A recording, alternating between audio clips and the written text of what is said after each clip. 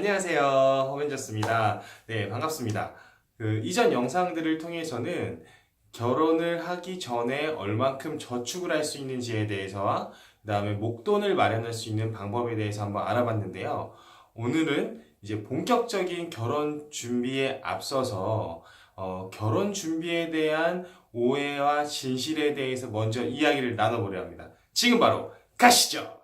먼저 첫 번째, 발품을 팔면 결혼 준비 비용이 적게 드느냐에 대한 고민인데요. 보통 상견례를 마치고 나서 결혼식 준비를 시작을 하시면 처음에는 굉장히 의욕적으로 이제 준비를 하기 시작합니다. 내가 꿈꿔왔던 결혼식, 로망, 이런 것들을 현실화시키기 위해서 굉장히 분주하게 움직입니다. 하지만 준비하다가 보면 느끼실 수 있는 게 한 가지가 있죠. 바로 준비할 게 너무 많다는 겁니다. 그래서 요즘은 보통 대부분 웨딩 플래너를 통해서 이제 결혼 준비를 하기 시작하시는데, 그럼에도 불구하고 내가 직접 알아보고 했을 때 비용이 조금 덜 들지 않을까라는 생각에 직접 준비하시는 분들도 계세요. 하지만 실제로 막상 준비를 하다 보면 비용이 비슷하거나 오히려 많이 든다는 것을 느끼실 수가 있습니다. 물론 적게 드는 경우도 있겠죠. 하지만 내가 투자하는 시간과 노력에 비해서 그닥 효율적이지 못하다는 것을 금방 느끼실 수가 있는데요. 왜냐하면 기본적으로 웨딩 플래너와 대부분의 결혼식장이라던가 관련 업체들이 제휴가 되어 있습니다. 그렇기 때문에 내가 개인적으로 알아보더라도 그 가격보다 비슷하거나 아니면 도리어 그것보다 조금 더 싸더라도 내가 정말 준비하고 챙겨야 되는 것들이 너무나 많아지죠. 그래서 요즘은 대부분 맞벌이시기 때문에 그렇게 개인적인 시간을 들여서 알아보시는 것보다는 웨딩 플래너를 통해서 알아보시는 것을 좀 추천을 드리고 싶습니다. 반면에 반드시 발품을 파셔야 되는 것들도 있어요. 그게 뭐냐면 저 같은 경우는 결혼식장이랑 그다음에 두 번째가 신혼집입니다. 그래서 결혼식장 같은 경우에는 실제로 사진이나 동영상을 보시는 것과 직접 제가 눈으로 보는 것과는 차이가 좀 나는 부분이 분명히 있습니다.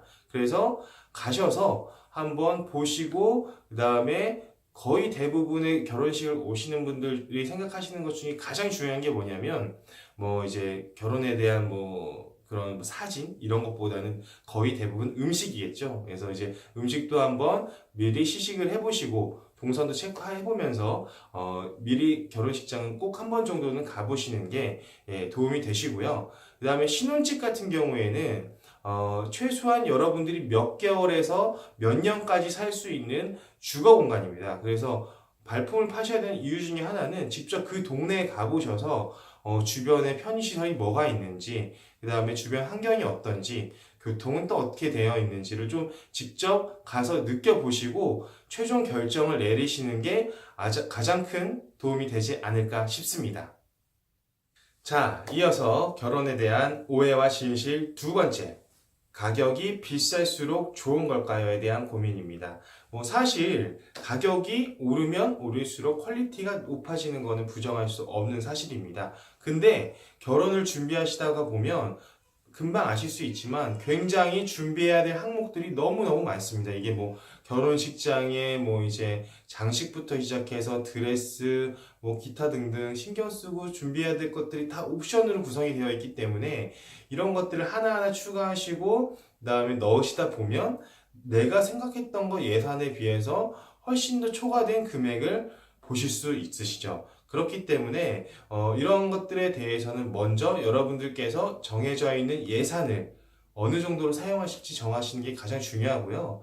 대표적으로 예를 들면 신혼여행 같은 경우도 그래요. 신혼여행은 이제 보통 이제 웨딩 플래너를 통해서 추천을 받거든요. 여행사라던가 이런 것들을. 근데 특별하게 뭔가 이벤트가 있지도 않고 뭔가 더 좋지도 않습니다. 근데 이제 일반적인 여행을 할 때에 비해서 굉장히 가격이라던가 이런 측면들이 고가예요. 네, 그래서 저 같은 경우에는 추천을 한다면 신혼여행 같은 경우에는 직접 비행기 티켓이라던가 호텔들을 요새는 쉽게 예약하실 수 있으시니까 그렇게 알아보고 맞추셔서 가시는 게 훨씬 더 저렴하고 또 스케줄에 맞출 수도 있고 오히려 비용도 절감하고 그런 좋은 방법이지 않을까 싶습니다. 그래서 중요한 게 바로 가성비겠죠. 아까도 제가 말씀을 드렸듯이 일단 먼저 항목별로 예산을 설정을 하세요. 그 다음에 이 정해져 있는 예산에서 이제 내가 정말 과거부터 하고 싶었던 로망이라던가 이런 것들에 대한 우선순위를 한 번씩 정해 보십시오. 그리고 이제 그런 것들을 배우자가 되실 분들과 논의하면서 한 가지씩 풀어 나가시다 보면 정말 좋은 결과뿐만이 아니라 상대적으로 적은 비용으로 남 부럽지 않는 효과를 얻으실 수 있을 거라고 생각합니다. 이렇게 결혼 준비에 대한 오해와 진실에 대해서 한번 알아봤는데요. 어떻게 영상이 많이 도움이 되셨나요?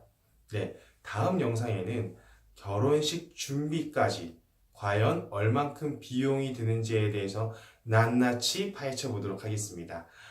구독과 좋아요 눌러주시는 거 잊지 마시고요. 그럼 다음 영상에서 뵙도록 하겠습니다. 감사합니다. 허민저스였습니다.